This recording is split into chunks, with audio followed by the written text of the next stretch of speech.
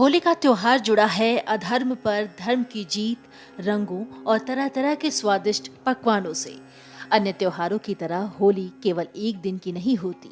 कृष्ण की नगरी ब्रज में जहाँ 40 दिनों का उत्सव होता है, तो वहीं शिव की नगरी काशी में रंग भरी एकादशी से जश्न शुरू हो जाता है।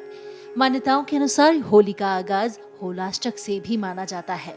होलाष्टक दो शब्दों से मिलकर बना है, होली और अष्टक, यानी होली के 8 दिन। होलाष्टक फागुन शुक्ल पक्ष अष्टमी से शुरू होकर फागुन शुक्ल पक्ष पूर्णिमा तक रहता है। इस दिन से होली उत्सव के साथ साथ होलिका दहन की तैयारियां भी शुरू हो जाती हैं।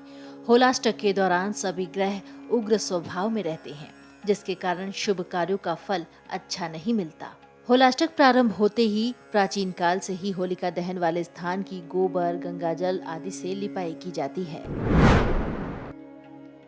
इस साल होलाष्टक की शुरुआत 27 फरवरी से हो रही है। वैसे तो होलाष्टक 8 दिनों के होते हैं, लेकिन इस साल ये 9 दिनों के हैं। ये 27 फरवरी से शुरू होकर 7 मार्च तक चलने वाले हैं। इस बार होलाष्टक 9 दिन के इसलिए हैं क्योंकि फागुन शुक्ल अष्टमी तिथि 27 फरवरी 2023 को प्रातः 12:59 से शुरू हो रही है। वहीं 7 मार्च 2023 को फागुन की पूर्णिमा पर इसकी समाप्ति है। एक तिथि की वृद्धि होने से इस तरह का संयोग बना है। होलाष्टक के दौरान अष्टमी को चंद्रमा, नवमी को सूर्य, दशमी को शनि, एकादशी को शुक्र, द्वादशी को गुरु, त्रयोदशी को बुध, चतुर्दशी को मंगल और पूर्णिमा को राहु उग्र स्वभाव में रहते हैं। इन ग्रहों के उग्र होने के कारण मनुष्य के निर्णय लेने की क्षमता कमजोर हो जाती है, जिसके कारण कई बार उससे गलत निर्णय भी हो जाते हैं। इस कारण हानि की आशंका बढ़ जाती है। जिनकी कुंडली में नीच राशि के चंद्रमा और वृश्चिक राशि के जातक या चंद्र छठे या 8वें भाव में हैं, उन्हें इन दिनों अधिक सतर्क रहना चाहिए। होलाष्टक पे क्या नहीं करना चाहिए? दरअसल होलाष्टक के दौरान शादी, भूमि पूजन, गृह प्रवेश या कोई नया व्यापार खोलने की मनाही है। इनकी शुरुआत से 16 संस्कार जैसे नामकरण संस्कार, जनेऊ संस्कार, विवाह संस्कार जैसे शुभ कार्यों पर भी रोक लग जाती है। किसी भी तरह के हवन, यज्ञ कर्म भी इन दिनों नहीं किए जाते। इसके साथ ही नई दुल्हनों को मायके में रहने की सलाह दी जाती है। होलाष्टक के समय में केवल जप और तप का महत्व होता है। इससे सुख, शांति और समृद्धि हासिल होती है।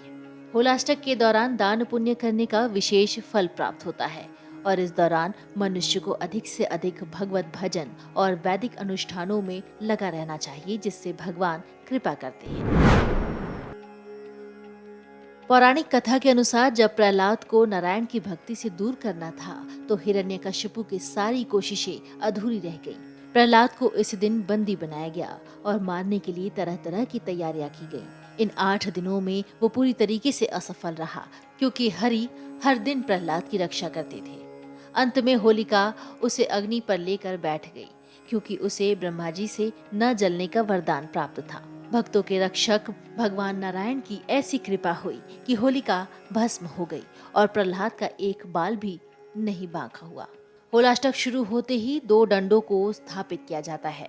इसमें एक होलिका का प्रतीक है और दूसरा प्रहलाद से संबंधित है।